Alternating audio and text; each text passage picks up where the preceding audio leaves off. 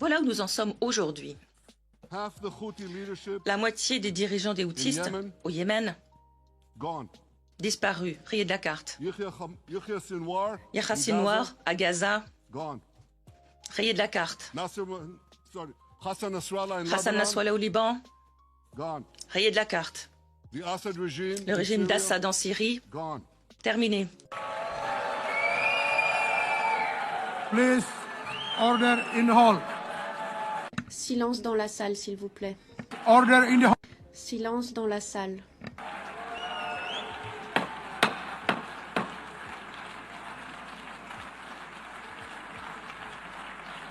Please, order in the hall. Silence dans la salle. Please, order in the hall. Silence dans la salle. Please, order in the hall. Silence dans la salle. Veuillez prendre place. Et s'ils veulent absolument que je dorme en prison, je dormirai en prison. Mais la tête haute. Je suis innocent. Cette injustice est un scandale. Je ne m'accuserai pas de quelque chose que je n'ai pas fait. Naturellement, je ferai appel. Sans doute devrais-je comparaître les menottes aux mains devant la cour d'appel. Ceux qui me haïssent à ce point pensent m'humilier. Ce qu'ils ont humilié aujourd'hui, c'est la France. C'est l'image de la France. Et si quelqu'un a trahi les Français, ce n'est pas moi. C'est cette injustice invraisemblable auquel vous venez d'assister. On vit dans un pays où, quand on parle de terrorisme, le problème, ce sont les terroristes, évidemment. Quand on parle de cambriolage, le problème, ce sont les cambrioleurs, évidemment. Quand on parle d'agression, le problème, ce sont les agresseurs, évidemment. Quand on parle des atteintes à la probité, le détournement de fonds publics, le trafic d'influence, la corruption, le problème, c'est la justice. Parce que les mises en cause, les prévenus, les condamnés, ont les réseaux politiques, ont les réseaux médiatiques pour venir à la radio ou à la télé faire le procès de la justice, les mêmes qui demandent le respect de l'ordre et de la loi toute la journée pour la délinquance de droit commun. Vous savez aussi que je prends très peu la parole pour la politique parce que je présente une ambition intime et que j'essaie de rester neutre, mais en tant que Française, que citoyenne, je ne comprends pas ce qui se passe avec Nicolas Sarkozy, 70 ans, ancien président de la République. On vient de dire qu'il n'avait pas eu d'enrichissement personnel. On vient de démontrer que l'article de départ de Mediapart était faux, que l'enquête est partie donc d'un faux. Et on le condamne à 5 ans, alors qu'on a des jeunes qui tabassent un policier qui sont relâchés, que des mecs sous OQTF condamnés jusqu'à 11 fois qui agressent des femmes sont relâchés. Je comprends pas cette justice. Je suis extrêmement choquée, je pouvais pas ne pas le dire. Nicolas, tu as tout mon soutien. Carla, tu as tout mon soutien. Et si je peux faire quelque chose, vous me le demandez. Le 7 octobre restera la pire journée de toute ma vie. C'est une blessure, une plaie ouverte qui ne cicatrise pas. Alors oui, je pleure tous les jours.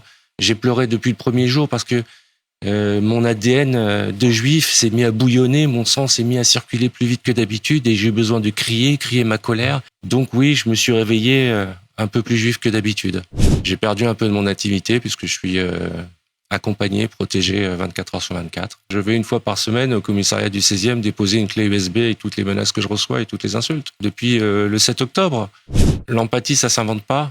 L'humanisme, ça s'invente pas. Et j'ai des amis que je considérais des amis d'ailleurs, qui en ont manqué cruellement. Le peuple palestinien est en train de se faire massacrer. Une armée le tient en otage. J'affirme que cette cause est juste et sera reconnue comme telle dans l'histoire. Aujourd'hui règne un silence complice. En France, pays des droits de l'homme et dans tout un Occident américanisé. Je ne veux pas me taire, je ne veux pas me résigner. L'histoire jugera mais n'effacera pas le saccage. Le monde n'a-t-il pas espéré que la Shoah marquerait la fin définitive de la barbarie? C'est le texte écrit par Gisèle Halimi dans le journal L'Humanité le 28 juillet 2014 suite à l'opération menée par Israël à Gaza et qui a fait plus de 2000 morts en majorité des civils. Une déclaration qui fait écho aujourd'hui plus que jamais au moment où le futur biopic de Gisèle Halimi est en préparation et que le rôle de l'avocate sera incarné par Charlotte Gainsbourg, une actrice qui en septembre 2025 a signé une pétition appelant Emmanuel Macron à repenser la reconnaissance de l'État palestinien. Une contradiction flagrante quand on se souvient que la cause palestinienne fut l'un des combats les plus constants de Gisèle Halimi. En 2009, elle participe au tribunal Russell pour la Palestine,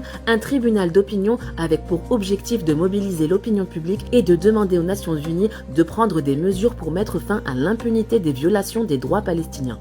Israël serait le seul pays à bénéficier d'une impunité infinie, quelles que soient les violations et les crimes qui sont commis en son nom. Née en 1927 à La Goulette, en Tunisie, dans une famille juive modeste, elle se révolte dès l'enfance contre les injustices, d'abord celles liées à son sexe, puis celles imposées par la colonisation. Avocate à Paris, elle choisit les causes brûlantes. Pendant la guerre d'Algérie, elle défend les militants du FLN et dénonce la torture pratiquée par l'armée française. L'affaire Djamila Boubacha, une militante algérienne torturée et violée, devient son combat le plus emblématique et un symbole international de la brutalité coloniale. Mais son horizon ne s'arrête pas à l'Algérie. Halimi élève sa voix pour les Palestiniens, dénonçant l'occupation israélienne comme une nouvelle forme de colonisation. En 2002, elle devient même l'avocate de Marwan Barghouti, figure du Fatah arrêté par Israël. Elle dénonce alors un procès politique, défend son droit à un procès équitable et rappelle que la paix ne pourra naître que de la reconnaissance des droits fondamentaux du peuple palestinien. En France, elle devient la grande avocate du féminisme. Aux côtés de Simone de Beauvoir, elle fonde Choisir la cause des femmes, signe le manifeste des 343 et transforme le procès de Bobigny en victoire historique pour l'avortement et la liberté des femmes. Gisèle Halimi, c'était une voix indocile, anticolonialiste, féministe, universaliste. Alors peut-on vraiment confier son rôle à une actrice qui s'oppose à l'un de ses combats essentiels? La polémique ne fait que rappeler à quel point son héritage